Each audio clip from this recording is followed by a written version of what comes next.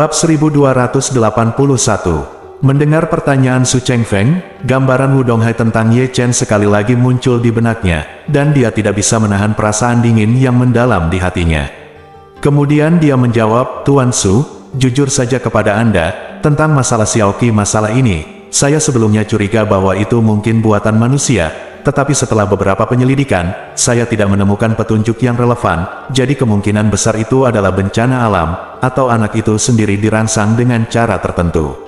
Su Chengfeng bertanya kepadanya, "Pernahkah Anda bertanya kepada putra Anda kenangan atau kesan tidak biasa apa yang dia miliki sebelum dan sesudah kejadian itu?"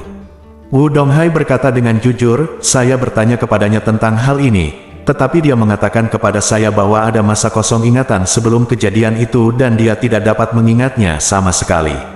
Su Chengfeng mengangguk sambil berpikir dan berkata dengan sungguh-sungguh, "Jika ini masalahnya, menurutku kemungkinan besar itu adalah bencana buatan manusia."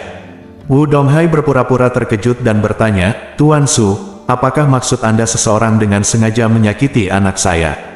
"Ya," Su Chengfeng berkata dengan serius, "secara umum, meskipun seseorang memiliki masalah mental, mereka tidak berperilaku aneh seperti putra Anda." Setelah mengatakan itu, dia bertanya lagi, "Dan saya dengar kondisi anak Anda sepertinya mendapat serangan setiap jam, bukan?" Wudong Hai berkata dengan sangat malu, "Ya, memang demikian." Su Chengfeng bersenandung dan berkata dengan serius, "Kalau begitu, ini bahkan lebih bermasalah. Biasanya, meskipun seseorang menderita psikosis intermiten, epilepsi intermiten, atau bahkan kejang intermiten, hal ini relatif acak. Sama sekali tidak ada pola, sehingga beberapa orang akan jatuh tertidur dan tiba-tiba bangun dan berjalan dalam tidur, atau tiba-tiba menderita epilepsi dan kedutan di sekujur tubuh. Tapi Anda pernah mendengar tentang orang yang menderita epilepsi dan kejang setiap jam. Frekuensinya teratur. Ini jelas tidak benar." Wudong Hai berkata dalam hatinya, "Tentu saja saya tahu ada yang tidak beres, dan saya juga tahu bahwa semua ini dilakukan oleh bajingan Ye Chen itu. Tapi apa yang bisa saya lakukan? 8 raja keluarga kami semuanya telah diurus oleh Ye Chen. Jika aku terus bertarung melawannya, mungkin suatu hari nanti aku akan menjadi seperti anakku dan menjadi orang sial yang harus memakannya setiap jam." Memikirkan hal ini, dia merasa tertekan. Di permukaan, dia berpura-pura sangat terkejut dan bertanya, "Tuan Su, menurut Anda siapa yang mampu membuat anak saya menderita penyakit ini?" Su Chengfeng berkata, "Ada terlalu banyak kemungkinan untuk hal semacam ini. Baik itu teknik rahasia Feng Shui di negara kita atau pengurangan kepala boneka di Asia Tenggara, ada metode yang tidak dapat dijelaskan oleh sains. Saya pikir kamu harus mencari ahli metafisika untuk membantumu. Jika putramu memperhatikan dengan baik, dia mungkin bisa melihat petunjuk masalahnya." "Ahli metafisika," Wudong Hai berkata dengan serius, "Sejujurnya, keluarga kami benar-benar tidak mengenal satupun ahli metafisika. Saya telah mendengar bahwa beberapa orang di Hong Kong tampaknya mempraktikkan metafisika Feng Shui. Saya ingin tahu apakah ada ahli di sana." Su Chengfeng berkata, "Di antara 3 tempat di seberang Selat Taiwan, Hong Kong mungkin adalah tempat metafisika yang paling berkembang, tetapi jika Anda benar-benar ingin menemukan ahli metafisika terbaik, Anda tetap harus pergi ke Amerika Serikat." "Amerika?" Wudong Hai bahkan lebih terkejut lagi dan bertanya, "Tuan Su, saya tidak begitu mengerti. Bukankah metafisika Feng Shui adalah sesuatu dari nenek moyang kita di Tiongkok? Mengapa para master akademis terkemuka ingin melihat ke Amerika Serikat?" Su Chengfeng tersenyum ringan dan berkata dengan serius, "Setiap ahli metafisika yang sangat kuat pada dasarnya adalah seseorang yang nenek moyangnya telah mempelajari metafisika selama beberapa generasi atau bahkan puluhan generasi. Sejarah seluruh keluarga yang mempelajari metafisika mungkin melebihi ribuan tahun. Begitu sejarah terjadi, ketika terjadi kekacauan besar, beberapa ahli metafisika yang sangat cakap dari generasi tua akan mengetahui petunjuknya terlebih dahulu dan kemudian menghindarinya terlebih dahulu." Saat dia berbicara, dia menjelaskan, "Setiap orang yang telah mempelajari sejarah tahu bahwa Tiongkok mengalami kesengsaraan besar pada tahun 1937. Pada saat itu, banyak keluarga metafisika terkemuka telah memperhitungkan bencana ini untuk Tiongkok 1 atau 2 tahun sebelumnya. Banyak dari mereka melarikan diri ke luar negeri terlebih dahulu, dan mereka yang tidak melarikan diri adalah para tuan yang mengabdi pada negara dan rakyat, atau mereka yang memiliki kemampuan dan level terbatas, yang tidak dapat dianggap sebagai bencana sama sekali. Dan para master top yang tertinggal telah mengabdikan upaya mereka untuk negara dan negara. Selain itu, karena 8 tahun perang, ada kematian dan cedera. Sejumlah besar master metafisika dalam negeri telah layu, kelompok yang melarikan diri ke luar negeri masih utuh selamat. Wu Donghai tidak bisa menahan diri untuk tidak bertanya, "Tuan Su, saya masih memiliki sesuatu yang tidak jelas. Mengapa semua ahli metafisika yang melarikan diri ini pergi ke Amerika Serikat?" Su Chengfeng tersenyum dan berkata, "Ingatlah sejarah Perang Dunia II yang kamu pelajari di sekolah menengah pertama. Saat itu, seluruh dunia sedang hancur. Eropa yang dikenal sebagai tempat lahirnya peradaban modern juga ikut menjadi genangan lumpur. Bahkan Inggris pun dibom hingga hancur. Tak perlu dikatakan lagi, benua Eropa. Melihat seluruh dunia, hanya Amerika Serikat yang menjadi satu-satunya di dunia. Kecuali serangan kecil di Pearl Harbor, negara ini hampir tidak memiliki peluang berperang. Para ahli metafisika sejati telah lama tiba dalam perdamaian dan ketenangan Amerika Serikat, sehingga hampir semua dari mereka pindah bersama keluarga. Mereka melarikan diri ke Amerika Serikat. Perang Dunia II orang lain adalah perang yang berkecamuk, tetapi Perang Dunia II orang-orang ini adalah menjalani hidup mereka di Amerika Serikat. Petik 2. Setelah itu, Su Chengfeng menambahkan, "Jika Anda membutuhkannya, saya dapat membantu Anda menemukan ahli metafisika terbaik dari Amerika dan biarkan dia datang dan melihat kondisi putra Anda." Wu Donghai bertanya dengan penuh semangat, "Tuan Su, apakah yang Anda katakan itu benar?" "Tentu saja," Su Chengfeng tersenyum tipis dan berkata dengan serius, "karena kita semua tertarik melakukan sesuatu yang besar bersama-sama, saya harus mengungkapkannya. Ayo lakukan ini. Saya akan mengatur seseorang untuk membantu menghubungi dan membiarkan Master segera duduk mungkin. Pesawatnya akan datang. Kalau cepat, Masternya mungkin akan datang besok malam." Meskipun Wu Donghai tidak berani mengkhianati Ye Chen, dia merasa senang ketika dia berpikir bahwa ahli metafisika yang ditemukan Su Chengfeng mungkin benar-benar dapat menyembuhkan putranya.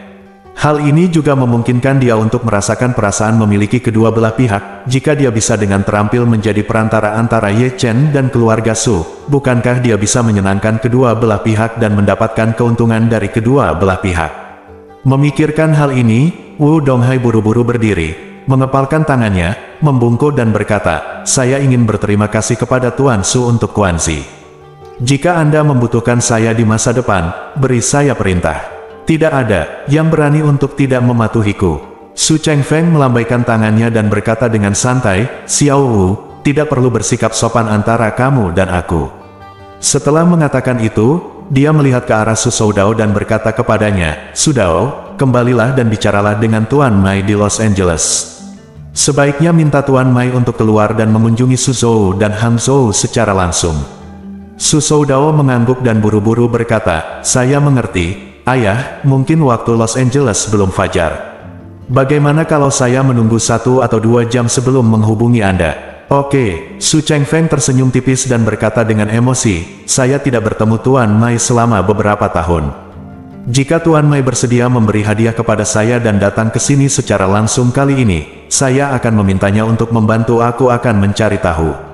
Ada yang tidak beres dalam keluarga Su akhir-akhir ini. Jika kamu menghadapi berbagai pukulan satu demi satu, mungkin itu ada hubungannya dengan keberuntungan Feng Shui." Bab 1282. Faktanya, Su Chengfeng sendiri tidak percaya pada takdir. Ayah tuanya, yang sudah lama meninggal, sangat percaya pada takdir Feng Shui, tapi dia sendiri tidak membelinya. Gaya akting Su Chengfeng sangat kejam, sehingga ia selalu percaya bahwa manusia dapat menaklukkan alam. Ketika ia masih muda, ia bertindak dengan penuh semangat dan tegas. Ketika ia menjadi tua, ia menggunakan cara-cara yang tidak bermoral dan tidak memperhatikan reinkarnasi, sebab dan akibat, efek dan nasib surga. Namun, Su Chengfeng kini merasa sedikit bersalah di dalam hatinya. "Saya kira kebetulan saya selalu melafalkan kata-kata. Itu benar-benar tidak masuk akal. Bagaimana saya bisa begitu sial dan semua hal buruk ini menimpa saya? Jika ini bukan suatu kebetulan, maka itu pasti terjadi karena keberuntungan. Jika tidak, maka tidak akan seperti ini." Oleh karena itu, dia ingin menggunakan kesempatan ini untuk membiarkan ahli Feng Shui yang berwenang melihatnya. Tuan Mai yang dia minta untuk dihubungi oleh Su Soudao adalah orang yang melarikan diri ke Amerika Serikat dari Yanjing bersama ayahnya pada awal tahun 1937. Saat itu, keluarga Feng Shui yang terkenal di Tiongkok adalah keluarga Lai, keluarga Zheng, keluarga Liao, keluarga Yang, dan keluarga Mai. Saat ini, tanpa terkecuali, semua keluarga telah menetap di luar negeri. Generasi tua keluarga Mai memiliki hubungan pribadi yang baik dengan ayah Su Chengfeng, sehingga ketika ayah Su Chengfeng masih hidup, dia sering meminta mereka kembali untuk meminta bantuan dan nasihat. Namun, sejak ayahnya meninggal, Su Chengfeng tidak tertarik pada aspek ini, jadi dia menjauh dari mereka. Namun meski begitu, meski sudah bertahun-tahun tidak ada kontak, landasan hubungan antar manusia antara kedua keluarga masih tetap ada. Wu Donghai juga tidak percaya pada takdir. Namun kini ia bersikap mencoba tanpa mengeluarkan uang sepeser pun, jika berhasil tidak ada ruginya jika gagal. Justru karena perasaan memiliki kedua belah pihak inilah tekanan psikologis Wu Donghai tiba-tiba mereda. Ditambah dengan sikap Su Chengfeng yang sangat sopan, Wu Donghai benar-benar betah. Setelah makan malam, Su Chengfeng meminta Su Soudao untuk mengirim ayah dan anak itu keluar. Dalam perjalanan pulang, Wu Donghai masih memiliki senyum bangga di wajahnya. Bagaimanapun, adalah hal yang baik untuk menjalin kontak dengan keluarga teratas seperti keluarga Su. Mungkin kita dapat mengembangkan beberapa kerjasama bisnis di masa depan. Selama keluarga Su menyediakan sumber daya, keluarga Wu dapat mencapai tingkat yang lebih tinggi. Wu Xin bisa melihat kegembiraan ayahnya, tapi dia merasa sedikit tidak bahagia. Dalam hatinya, dia tidak ingin saudaranya Wu Qi sembuh, karena begitu saudaranya sembuh, dia akan merampas harta bendanya. Su Chengfeng tiba-tiba mengulurkan ranting zaitun, yang membuatnya merasa sangat marah. Namun, dia tidak berani menunjukkan emosi ini di depan ayahnya, jadi dia hanya bisa bertanya, "Ayah, keluarga Su ingin membantu kami menemukan ahli Feng Shui. Apakah Anda ingin melaporkannya kepada Ye Chen?" Wu Donghai berkata tanpa ragu-ragu, "Tentu saja kami tidak dapat melaporkan hal semacam ini. Jika tidak, jika Ye Chen melakukan sesuatu di belakang punggungnya, bukankah saudaramu tidak memiliki peluang untuk disembuhkan?" Wu Xin berkata dengan sedikit cemas, "Tetapi tugas yang diberikan Ye Chen kepada kita adalah menjadi mata-mata ganda. Jika kita dengan sengaja menyembunyikan petunjuk dan tidak memberitahunya, apakah dia akan menyalahkan kita jika dia mengetahuinya?" Wu Donghai ragu-ragu sejenak dan kemudian berkata, "Saya harus melaporkan sebagian dari situasinya, tetapi saya masih harus melakukan reservasi. Yang terbaik adalah menghindari hal-hal penting dan santai saja."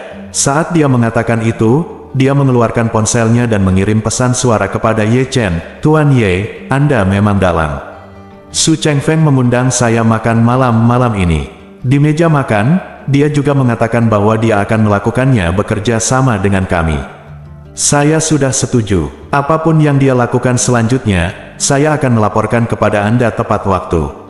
Setelah Ye Chen menerima pesan ini, dia membalas dengan satu kata, "Oke," di teks. Wu Donghai menerima kata, "Baik," dan tersenyum tipis. "Lihat, bukankah ini sudah terselesaikan?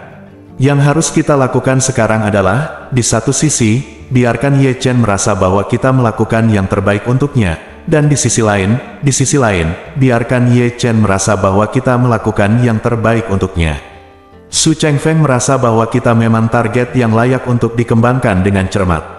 Selama kita bisa melakukan ini dengan baik, kita bisa menjadi pasangan yang baik antara dua tim teratas, keluarga Ye dan keluarga Su. Malam itu, Su Zifei kembali ke Jinling sendirian. Tugas yang diberikan Su Chengfeng kepadanya bukan hanya terus berusaha mencari ibu dan saudara perempuannya, tetapi juga secara aktif mempersiapkan konser Gu Qiuyi di Jinling dalam waktu dekat, sehingga dapat memanfaatkan kesempatan ini untuk menangkap Gu Qiuyi. Ketika Su Zifei tiba di Jinling, dia langsung pergi ke rumah tua kakeknya di Jinling. Yang tidak dia duga adalah kakek, paman, dan pamannya telah menghentikan apa yang mereka lakukan dan datang ke Jinling. Pada saat yang sama, mereka mulai mengerahkan semua sumber daya untuk mencari keberadaan ibu dan saudara perempuannya. Ketika kakeknya Du Zhenhua melihatnya, dia terkejut dan bertanya, "Zifei, kamu tiba-tiba menghilang tanpa alasan. Kemana kamu pergi?" Su Zifei buru-buru menceritakan kisah berkendara dari Yanjing ke Jinling, lalu ke Suzhou dan Hangzhou untuk bertemu ayah dan kakeknya. Namun, dia tidak mengatakan apapun soal pemilihan penerus keluarga Su. Ketika Du Zhenhua mendengar bahwa dia hampir dipukuli dengan kejam oleh anak buah Su Chengfeng dan melarikan diri ke Jinling, dia tentu saja merasa sangat kasihan pada cucunya. Memikirkan putri dan cucunya yang hilang, dia tersedak air mata dan berkata, "Si Fei, kamu telah menderita. Jangan khawatir, kakek tidak akan pernah membiarkanmu menderita ketidakadilan seperti ini lagi. Selain itu, kedua pamanmu dan aku, kali ini waktu juga akan tinggal di Jinling, dan aku akan melakukan yang terbaik untuk menemukan keberadaan ibumu dan saudara perempuanmu. Jika mereka masih hidup, semuanya mudah untuk dikatakan, tetapi jika sesuatu terjadi pada mereka, aku pasti tidak akan membiarkan kakek bajinganmu pergi." Mendengar perkataan kakeknya, mata Su Zifei menjadi merah dan dia mengangguk dengan berat. Namun, bahkan dia sendiri tidak menyangka bahwa pada saat ini, dia tiba-tiba merasakan rasa bangga di hatinya. Dia juga memiliki pengalaman Wu Donghai memiliki kedua belah pihak. Kakek saya, yang selalu kuat, ingin datang ke sini untuk menyenangkan saya demi reputasinya dan keluarganya. Dan kakek saya, sebaliknya, merasa sangat kasihan kepada saya karena hal-hal yang saya temui.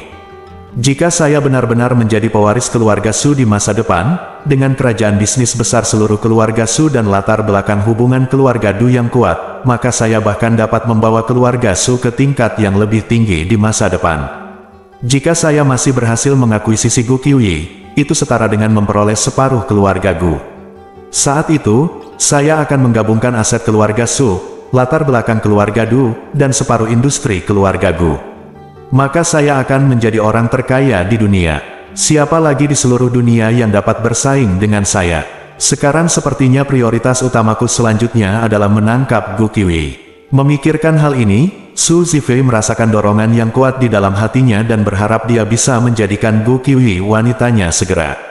Impian menjadi orang terkaya di dunia, bagaikan mantra sakti, dengan cepat mengubah hati Su Zifei. Kini, ia tak lagi peduli dengan hidup dan mati ibu dan adiknya. Yang dia inginkan hanyalah gelar tertinggi, orang terkaya di dunia.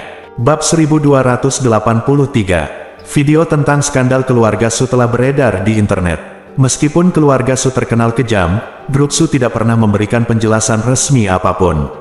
Netizen yang bersemangat berbondong-bondong mengunjungi situs resmi Su Group dan resmi Weibo untuk mengutuk insiden tersebut, membuat tim hubungan masyarakat Su Group bingung.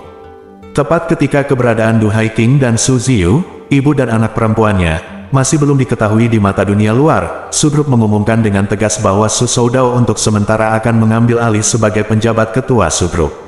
Ini juga setara dengan mengumumkan secara resmi kembalinya Su Soudao ke publik. Menariknya, kembalinya Su Soudao membangkitkan simpati banyak orang. Banyak orang mengira Tuan Su Soudao sungguh menyedihkan. Anak perempuan haramnya dikhianati oleh ayah kandungnya, dan dia sendiri dikirim ke Australia oleh ayah kandungnya. Ini cukup sial, namun ayahnya tetap menolak melepaskannya, dan menyalahkannya karena mengkhianati putrinya. Yang lebih buruk lagi adalah ketika dia menanggung semua keburukan, ayahnya diam-diam membunuh putri sulungnya dan istrinya. Kini, kehidupan dan kematian putri sulung serta istri masih belum diketahui, dan ia hanya memiliki satu putra yang bisa diandalkan. Di mata netizen, mungkin tidak ada orang lain yang sesedih dia di seluruh dunia. Oleh karena itu, kembalinya dia yang tiba-tiba untuk memimpin keluarga Su juga membangkitkan simpati publik sampai batas tertentu dan mengubah kesan publik terhadap Su Group. Tapi Su Chengfeng merasa lebih tidak nyaman, karena dia tahu bahwa semakin Su Soudao membuat publik mengasihaninya, semakin kecil kemungkinan dia untuk kembali ke panggung dan mengambil alih keluarga Su dengan cara yang jujur. Tapi dia tidak punya solusi yang baik sekarang, dia hanya bisa mengatasi kesulitan yang ada terlebih dahulu. Su Soudao peduli pada Su Ziyu, jadi setelah dia dipromosikan menjadi penjabat ketua, dia segera menginvestasikan banyak tenaga dan sumber daya material untuk mencari keberadaan ibu dan putrinya di Jinling dan sekitarnya. Karena itu, ia bahkan menawarkan hadiah uang tunai lebih dari 100 juta yuan. Banyak detektif swasta dan pemburu hadiah berbondong-bondong ke Aorus Hill untuk mendapatkan hadiah sebesar ini. Sayangnya, tidak ada yang bisa menemukan petunjuk apapun tentang ibu dan putrinya. Ye Chen tidak pergi ke istana Buckingham selama 2 hari berturut-turut. Su Ziyu, yang ditahan di sini, menjadi semakin mudah tersinggung. Bukan karena dia tidak puas dengan situasi hukuman tersebut, tetapi karena dia tidak sabar menunggu penyelamatnya datang. Dan karena suhu semakin hangat dalam 2 hari terakhir, konser Gu Qiuyi semakin dekat. Konser ini merupakan konser pertama Gu Qiuyi tahun ini. Oleh karena itu, baik Gu Qiuyi maupun perusahaan manajemennya sangat mementingkan konser ini. Belum lagi Gu Qiuyi sendiri, konser pertamanya tahun ini direncanakan akan diadakan pada tanggal 20 bulan lunar pertama di Yanjing. Namun karena reuninya dengan Ye Chen kebetulan bertepatan dengan hari ulang tahun Ye Chen di hari kedua bulan kedua lunar, ia sengaja mengubah konser dari Yanjing ke Jinling dan menunda konsernya ke hari kedua bulan kedua lunar. Faktanya, bagi Gu Qiuyi, konser ini hanya untuk ditonton Ye Chen saja. Karena ini dilakukan khusus untuk orang yang Anda cintai, tentu saja memerlukan lebih banyak pemikiran. Oleh karena itu, meski masih ada waktu sebelum pementasan, tim kerja pendahuluan sudah tiba di Jinling dan mulai melakukan persiapan dan pembangunan lokasi secara sangat detail. Gu Qiuyi adalah salah satu penyanyi dan aktor papan atas di negaranya, jadi standar keseluruhan konsernya selalu sangat tinggi. Konser ini, karena Ye Chen, memiliki standar yang sangat tinggi. Pertama-tama, tempat tersebut telah membuka pusat olimpiade terbesar di Jinling, yang dapat menampung Superman. Berikutnya adalah perangkat keras panggung, yang menggunakan peralatan terbaik dunia, termasuk pencahayaan, suara, panggung, dan latar belakang. Selain itu, Direktur Umum, Sound Engineer, Lighting Engineer, dan tim penari cadangan di lokasi semuanya merupakan tim produksi terbesar di Eropa dan Amerika Serikat. Lagi pula, Eropa dan Amerika Serikat punya lebih banyak pengalaman dalam konser, dan tim-tim ini bahkan pernah menggelar konser super besar dengan lebih dari 100.000 penonton. Faktanya, dari sudut pandang finansial, pada dasarnya tidak menguntungkan mengadakan konser yang sangat mahal, dan bahkan bisa merugi jika tidak dilakukan dengan baik. Tapi Gu Qiuyi tidak peduli sama sekali. Apa yang dia harapkan adalah menunjukkan versi dirinya yang paling sempurna di depan Ye Chen. Karena konser Gu Qiuyi semakin dekat, seluruh Jinling sangat bersemangat. Ye Chen juga menemukan bahwa semakin banyak iklan tentang Gu Qiuyi di daerah sekitarnya, iklan latar belakang di halte bus, iklan streaming elektronik di lift, papan reklam raksasa di pinggir jalan, dan ruang pajangan di lantai gedung bertingkat, semua tentang Gu Qiuyi materi promosi untuk konser. Hal ini membuat Ye Chen bertanya-tanya, bukankah tiket konser Nanan sudah lama terjual? Apa gunanya berinvestasi begitu banyak dalam publisitas saat ini? Yang tidak dia ketahui adalah Su Zifei bertanggung jawab atas semua promosi ini. Su Zifei sedang memikirkan bagaimana menggunakan kesempatan konser untuk lebih dekat dengan Gu Qiuyi setiap hari. Oleh karena itu, dia memutuskan untuk menghabiskan puluhan juta terlebih dahulu untuk menegosiasikan semua ruang iklan di Jinling, menggantinya dengan materi promosi untuk konser Gu Qiuyi, dan membantu Gu Qiuyi membangun momentum konser dengan cukup, sehingga ketika Gu Qiuyi datang ke Jinling setelah itu, saya pasti akan sedikit banyak terharu.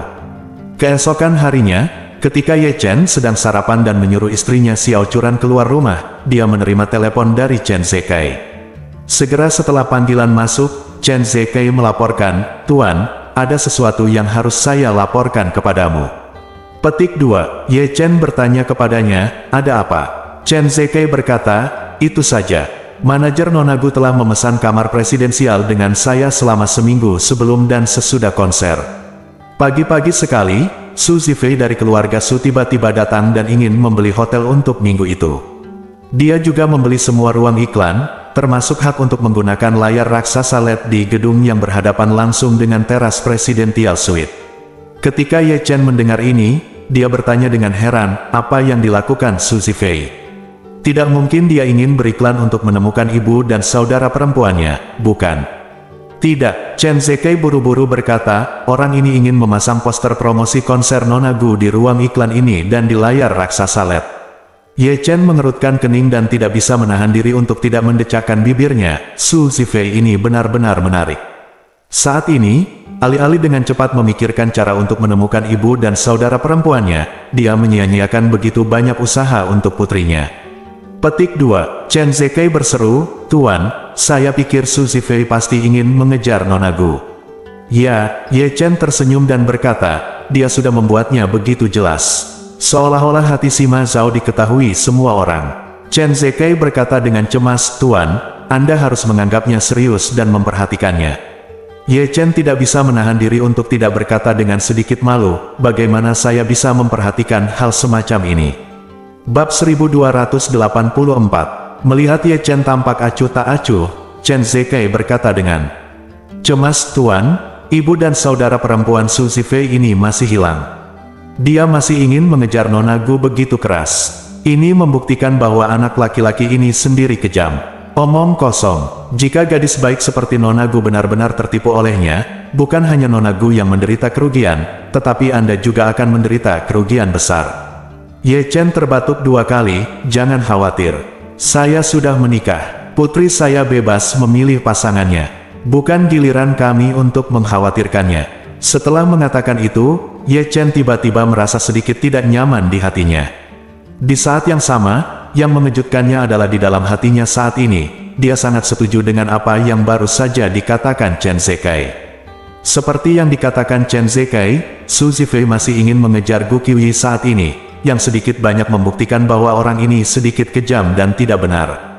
Lebih penting lagi, Ye Chen mau tidak mau membuat hipotesis tentang kebersamaan Gu Qiuyi dan Su Zifei. Meski itu hanya hipotesis, itu tetap membuatnya merasa seperti sedang mengalami kerugian besar. Baru pada saat inilah Ye Chen benar-benar memahami bahwa Gu Qiuyi telah menempati tempat di hatinya. Melihat Ye Chen terdiam, Chen Zekai tidak bisa menahan diri untuk berpikir, Tuan, Anda harus memperhatikan masalah ini. Jangan biarkan bajingan Su Zifei ini berhasil. Ye Chen terdiam beberapa saat dan kemudian berkata, baiklah, saya tidak peduli tentang hal lain.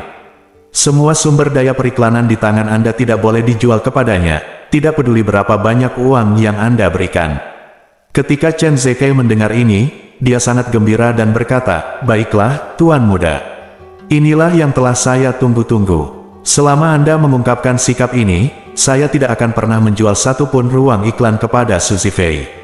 Ye Chen bersenandung puas dan bertanya, tolong bantu saya mencari tahu trik apa lagi yang dilakukan Su Zifei ini, dan beritahu saya segera setelah Anda mengetahuinya. Chen Zekai buru-buru berkata, oh, omong-omong, Tuan Muda, ada satu hal lagi yang saya tidak punya waktu untuk melaporkannya kepada Anda. Kamu bilang, Tuan, Su Zifei memiliki grup perusahaan yang mengkhususkan diri pada kosmetik. Perusahaan ini juga memiliki banyak merek kosmetik terkenal. Kali ini dia telah menjalin kerjasama dengan Nona Gu, dan perusahaan kosmetiknya akan diberi nama Gu.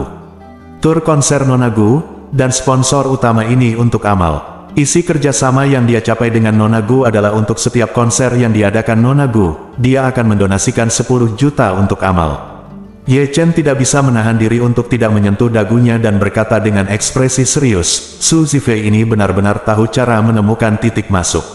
Nanan tidak kekurangan uang sama sekali, jadi dia tidak peduli dengan segala bentuk iklan sponsorship, tapi dia memilih untuk menggunakan Amal metodenya membuat putriku terkesan, pria ini tampaknya adalah master dengan mata yang tajam. Kalau tidak, ada master di balik layar. Chen Zekai buru-buru berkata, Tuan, Anda harus memikirkan tindakan balasan secepatnya. Ye Chen berkata, saya mengerti, awasi Su Zifei untuk saya dan beritahu saya jika dia membuat langkah baru. Baik, Guru. Saat ini, Su Zhou dan Han Zhou. Su Soudao datang ke ruang kerja Su Chengfeng dengan marah di pagi hari dan melaporkan kepadanya, Ayah, izin pengiriman kami telah dicabut. Apa? Ketika Su Chengfeng mendengar ini, dia langsung berkata dan bertanya, apa yang terjadi? Bagaimana sertifikat kualifikasinya bisa dicabut? Su Soudao berkata, menurut Departemen Pengiriman, ini karena reputasi Su Group kami di luar negeri telah menurun terlalu tajam akhir-akhir ini. Dan skor kami dalam skor komprehensif telah gagal, jadi kami diharuskan melakukan perbaikan. Terlebih dahulu, sebelum perbaikan selesai, kami tidak akan mengizinkan kami melanjutkan bisnis pelayaran laut. Su Chengfeng terkejut, bagaimana ini bisa terjadi? Apakah mereka memberitahu kami berapa lama waktu yang dibutuhkan untuk memperbaikinya? Su Soudao menggelengkan kepalanya dan berkata, tidak ada batasan waktu untuk perbaikan.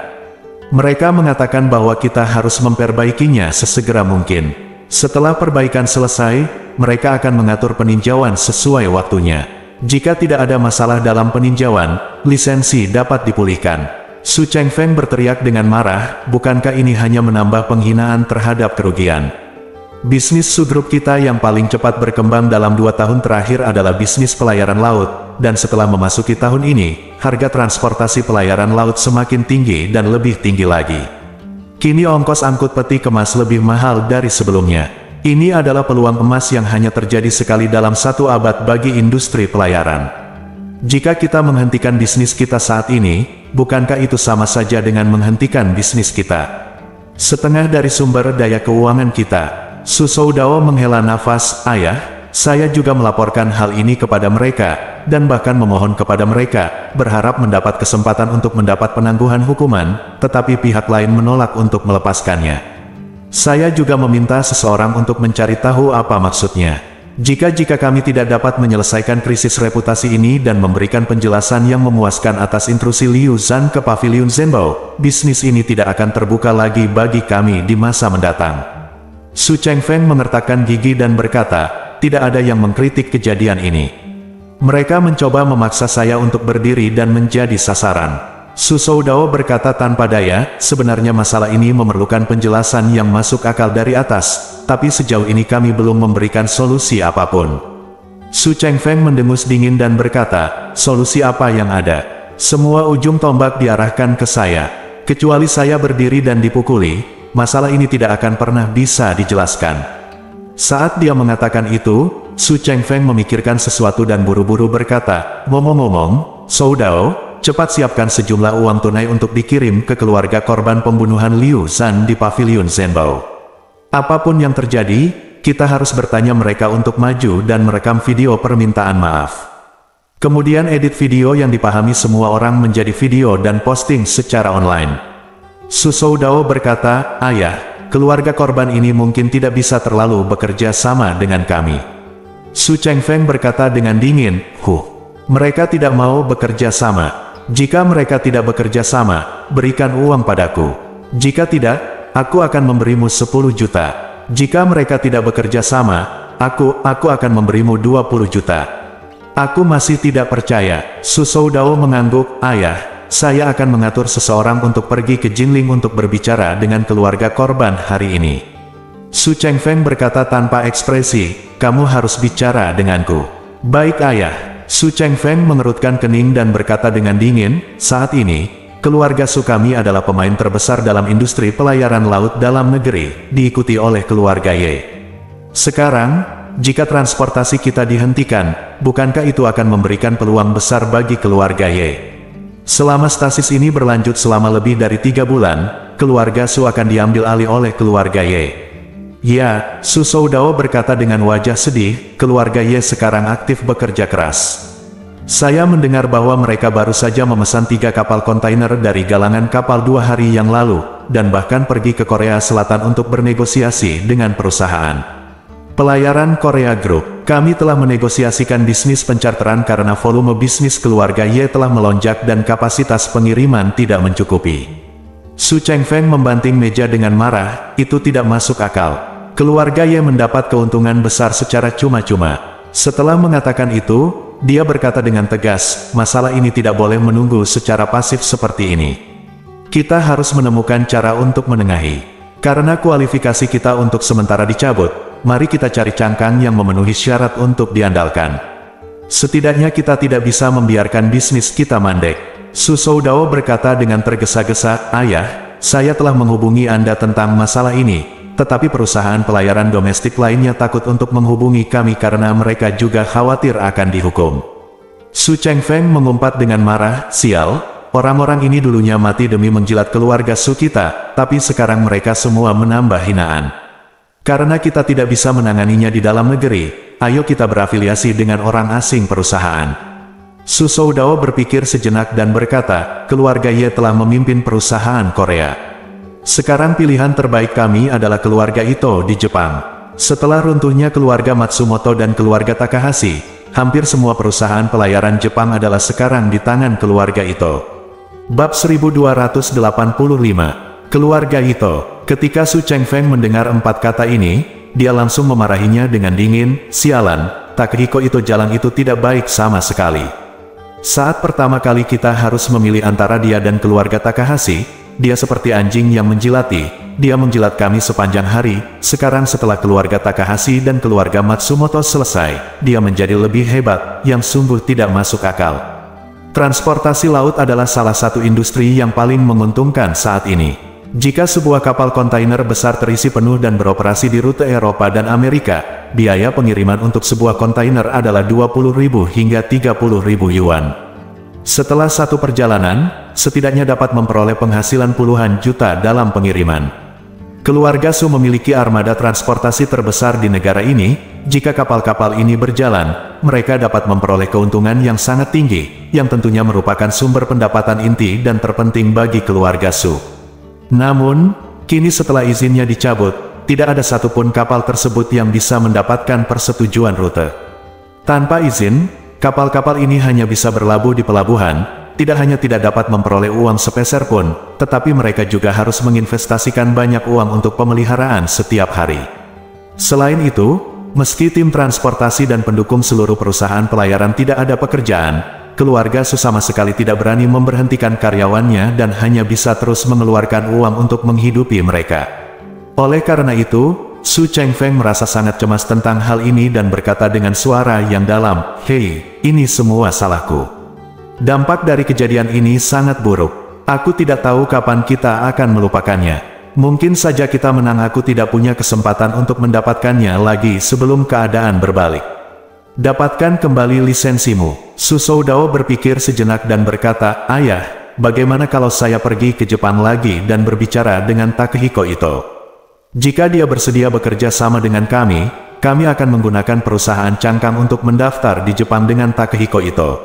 Buat perusahaan baru, kemudian memperoleh izin Jepang, dan untuk sementara mengubah semua kapal kita atas nama perusahaan Jepang tersebut, sehingga kebutuhan yang mendesak dapat diselesaikan." Su Chengfeng mengangguk, menghela nafas dan berkata, "Metodenya memang bagus, tapi aku tidak tahu bagaimana sikap Takehiko Ito nantinya. Orang ini pasti merasa bahwa keluarga Ito memiliki peluang unik sekarang, dan dia mungkin tidak setuju untuk itu bekerja sama dengan kami." Su Soudao berkata, "Dalam keluarga Ito, putri Takehiko Ito telah memimpin baru-baru ini, dan Nanako Ito telah memimpin. Meskipun gadis ini masih muda, gayanya dalam melakukan sesuatu masih sangat radikal. Dalam singkat waktu, dia telah mengintegrasikan sumber daya pelayaran Jepang, dan kekuatannya secara keseluruhan meningkat pesat." Su Chengfeng mengerutkan kening. "Nanako Ito, apakah putri satu-satunya Takehiko Ito, kan?" "Ya," Su Soudao berkata, "dia sekarang adalah pewaris dan pemimpin keluarga Ito." Su Chengfeng menghela nafas sambil berpikir, kenapa Takehiko Ito dan Gu Yanzong hanya melahirkan satu anak perempuan? Bukankah ini akan menjadi keuntungan bagi orang lain dengan sia-sia? Su Soudao mengangkat bahunya, siapa yang tahu apa yang mereka pikirkan, dan mereka bukan satu-satunya pengusaha besar yang hanya memiliki satu anak perempuan. Su Chengfeng menghela napas, "Hei, jika Anda melihatnya seperti ini, rasio harga kinerja Ito Nanako jauh lebih baik daripada Gu Qiuyi." Saat dia berbicara, dia tidak bisa tidak membuat perhitungan, dan berkata, "Lihat, keluarga Ito kini telah memanfaatkan kesempatan unik ini, dan kekuatannya telah meroket, tidak hanya menjadi keluarga nomor satu di Jepang, tetapi juga memiliki meninggalkan tempat kedua dan ketiga jauh di belakang. Di benak saya, sebagai perbandingan, keluarga Gu memang sedikit kurang menarik, dan Gu Qiuyi belum mengambil alih keluarga Ito, dan kekuatan sebenarnya di tangannya jauh lebih besar, lebih buruk dari Nanako Ito." "Itu benar." Su Soudao mengangguk setuju dan berkata, "Nanako Ito ini selalu dikenal sebagai Yamato Nadeshiko. Sekarang media Jepang menyebutnya sebagai orang terkaya masa depan di Jepang. Pria yang ingin menikahinya ada mungkin banyak dari mereka." Su Chengfeng bertanya ragu-ragu, "Hei, katakan padaku, bisakah kamu mencoba si Fei?" Su Soudao berkata dengan cepat, "Ayah, apakah kamu tidak setuju dengan upaya si Fei mengejar Gu Qiuyi?" Su Chengfeng berkata dengan sangat serius, "Tapi sekarang tampaknya Gu Qiuyi jauh lebih hemat biaya daripada Ito Nanako." Su Soudao berkata dengan canggung, "Ayah, si Fei baru saja pergi ke Jinling. Jika kita berubah pikiran sekarang, itu pasti akan berdampak besar pada antusiasmenya. Bagaimanapun, dia sangat menyukai Gu Qiuyi itu." "Baiklah." Su Chengfeng mendecakkan bibirnya dan berkata, "Si Fei akan membiarkan dia terus mencoba mengejar Gu Qiuyi itu. Kamu dapat mencari kesempatan lain untuk berkencan dengan Takehiko Ito, atau sekadar berkencan dengan Nanako Ito. Lihat apakah kita bisa membuat janji untuk wawancara lagi. Paling buruk, kami bisa memberi mereka lebih banyak margin keuntungan. Selama mereka bersedia mendirikan usaha patungan dengan kami dan membantu kami merevitalisasi bisnis ini, kami dapat membagi 20% keuntungan, berikan dia. Susoudao mengangguk setuju dan berkata, "Ayah, saya akan berkomunikasi dengan keluarga Ito. Jika memungkinkan, kami akan membuat janji dengan mereka sesegera mungkin." Bagus. Saat ini, Tokyo, Jepang. Di dalam rumah Ito, terjadi pemandangan yang menegangkan dan sibuk. Nanako Ito terus berlarian keliling ruangan sambil mengemas berbagai pakaian dan kebutuhan sehari-hari ke dalam koper. Asistennya Kawana Kurei sedang terburu-buru, menggaruk kandang di halaman belakang. Setelah akhirnya membiarkannya menangkap seekor anjing Akita kecil yang sangat nakal, ia segera memeluk erat anjing Akita tersebut dan segera berlari menuju pintu kamar Nanako Ito. "Nona, bisakah kamu melihat anak anjing ini?" Nanako Ito baru saja memasukkan mantel merah muda bunga sakura dengan kesan girly yang kuat ke dalam kotaknya. Dia menatap anak anjing di pelukannya dan berkata sambil tersenyum, "Ternyata itu Momotaro. Sejujurnya, aku benar-benar tidak tega membiarkannya pergi." "Itu diberikan." Kawana Jiurei buru-buru berkata, "Nona, saya akan ambil yang lain." Ito Nanako buru-buru menghentikannya dan berkata, "Tidak, Kawana, biarkan saja. Bagaimanapun, dia adalah teman Ye Chenjun. Karena dia menyukai anjing Akita, maka dengan sendirinya aku akan memberinya anjing dengan penampilan terbaik." Jiurei Kawana menggelengkan kepalanya dan menghela nafas, "Nona, kamu sangat memperhatikan Ye Chen itu, tidak hanya padanya, tapi juga teman-temannya." Ito Nanako berkata dengan sedikit malu-malu, "Ye Chen-kun, ya, keluarga Ito kami baik, tentu saja aku akan melakukan yang terbaik untuk setiap hal kecil." Kawana Jiurei tanpa sadar berseru, "Tapi dia sudah menikah." Nanako Ito berkata dengan ekspresi agak malu, Kamu Chenjun adalah dermawanku. Aku hanya ingin membalas kebaikanku, dan itu tidak ada hubungannya dengan apakah aku menikah atau tidak." Kurei Kawana meletakkan anjing Akita bernama Momotaro di tanah, meraih tangan kanan Ito Nanako, menunjuk cincin di jari tengah tangan kanannya, dan berkata, "Nona, jika kamu benar-benar hanya ingin membalas kebaikanmu, kenapa kamu terus memakai cincin ini di jarimu?" Ito Nanako buru-buru menutupinya, cincin ini hadiah dariku. Ini tidak ada hubungannya dengan Ye Chen-kun." Bersambung.